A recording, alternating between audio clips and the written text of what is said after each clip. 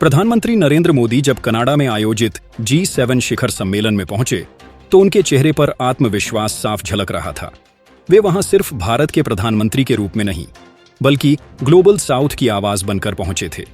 एक ऐसी आवाज जो आज दुनिया के सबसे बड़े मंचों पर अनसुनी रह जाती है। लेकिन इस बार G7 की बैठक में जो हुआ वो पूरी दुनिया के लिए एक सबक बन गया। G7 यानी ग्रुप ऑफ 7 दुनिया की 7 सबसे बड़ी और विकसित अर्थव्यवस्थाओं का समूह है। इसमें America, Canada, Japan, Germany, France, Italy और यूनाइटेड किंगडम शामिल हैं। ये देश दुनिया की राजनीति, अर्थव्यवस्था और सुरक्षा नीति को काफी हद तक प्रभावित करते हैं। हर साल की तरह इस बार भी इस सम्मेलन में भारत को विशेष रूप से आमंत्रित किया गया। प्रधानमंत्री मोदी का वहां मौजूद रहना न केवल भारत की वैश्विक हैसियत को दर्शाता है, बल्कि ये भी दिखाता है कि आज भारत की बात को टाला नहीं जा सकता। कनाडा के कानानास्किस शहर में आयोजित इस सम्मेलन में जब प्रधानमंत्री मोदी ने माइक संभाला तो वहां मौजूद सभी नेताओं के चेहरों पर गंभीरता आ गई। उनके शब्दों में न कोई गुस्सा था, न शिकायत, बस एक कड़वा सच था जो सीधे दिल में उतरता गया। उन्होंने साफ कहा कि दुनिया अब और ज्यादा समय तक आतंकवाद पर दोहरा रवैया नहीं अपना सकती। भारत का आतंकवाद से मुकाबला कोई नया नहीं है। दशकों से हमारा देश इस जहर से लड़ता आया है। लेकिन इन सब के बावजूद जब दुनिया के कुछ ताकतवर देश आतंकवाद फैलाने वाले मुल्कों को इनाम की तरह आर्थिक मदद देते हैं तो सवाल उठना लाजमी है। प्रधानमंत्री मोदी का कहना था कि भारत शांति चाहता है, लेकिन उसकी कीमत पर नहीं।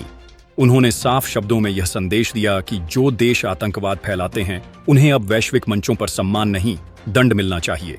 भारत ने हमेशा आतंकवाद के खिलाफ आवाज उठाई है, लेकिन अब वक्त आ गया है कि पूरी दुनिया इस पर एक जैसी नीति अपनाए। एक बड़ा सवाल जो प्रधानमंत्री मोदी ने G7 मंच से उठाया वह था IMF यानी अंतर्राष्ट्रीय मुद्रा कोष द्वारा पाकिस्तान को बार बार बेल आउट पैकेज देना। भारत को आपत्ति इस बात से नहीं कि पाकिस्तान को पैसा मिल रहा है, बल्कि इस बात से है कि यह पैसा उस वक्त दिया जा रहा है जब वही पाकिस्तान भारत में आतंक फैलाने में व्यस्त है। एक तरफ भारत अपने नागरिकों को खो रहा है और दूसरी तरफ अंतर्राष्ट्रीय संस्थाएं आतंक को पालने वाले मुल्क को इनाम दे रही हैं। प्रधानमंत्री मोदी ने बिना नाम लिए IMF पर निशाना साधा और कहा कि यह रवैया अब और बर्दाश्त नहीं किया जाएगा। यह केवल भारत की नहीं, बल्कि उन सभी देशों की सुरक्षा के साथ खिलवाड़ है जो आतंकवाद से प्रभावित होते रहे हैं।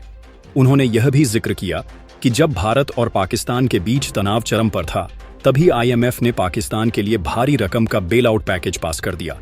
यह वही समय था जब भारत के सैनिक सीमा पर आतंकियों से लड़ रहे थे। इतना ही नहीं, प्रधानमंत्री मोदी ने पाकिस्तान के army chief general Asim Munir की हालिया अमेरिका यात्रा पर भी सवाल उठाया। उन्होंने संकेत दिया कि पाकिस्तान को जो तवज्जो अमेरिका और कुछ यूरोपीय देश दे रहे हैं वह भारत को पूरी तरह अस्वीकार्य है। उन्होंने साफ कहा कि आतंक फैलाने वालों को सम्मान नहीं मिलना चाहिए, चाहे वो किसी भी देश के नागरिक क्यों न हो। G7 सम्मेलन में प्रधानमंत्री मोदी का भाषण जितना स्पष्ट था उतना ही गहरा भी। वहां मौजूद नेताओं ने चुपचाप उनकी बातें सुनी।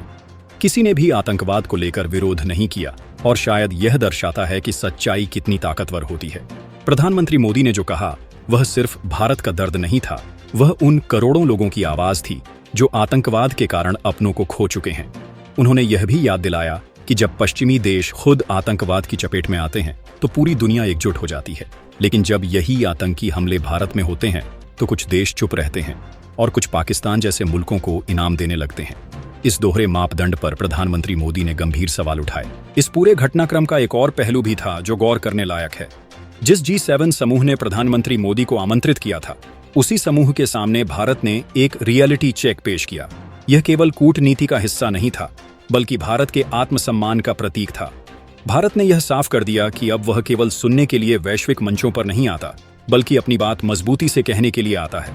प्रधानमंत्री मोदी के इस तेवर ने न केवल G7 देशों को सोचने पर मजबूर किया, बल्कि यह संदेश भी दिया कि भारत अब न तो खामोश रहेगा और न ही किसी का दोहरा रवैया सहन करेगा। उनकी यह बात अब दुनिया भर में चर्चा का विषय बन चुकी है। कई देशों के अखबारों और चैनलों ने इसे प्रमुखता से कवर किया है। भारत की विदेश नीति में यह एक नया मोड़ है। अब भारत न तो पीछे हटता है और न ही मूक दर्शक बनता है। आतंकवाद के मुद्दे पर प्रधानमंत्री मोदी की यह सीधी और साफ प्रतिक्रिया दिखाती है कि भारत अब नेतृत्वकारी भूमिका निभाने को तैयार है। इस पूरी कहानी में एक बात और सामने आई, भारत की बढ़ती वैश्विक ताकत। आज भारत को कोई नजरअंदाज नहीं कर सकता। प्रधानमंत्री मोदी जब बोलते हैं तो दुनिया सुनती है। और जब वो नाराज होते हैं तो दुनिया को अपनी सोच पर पुनर्विचार करना पड़ता है।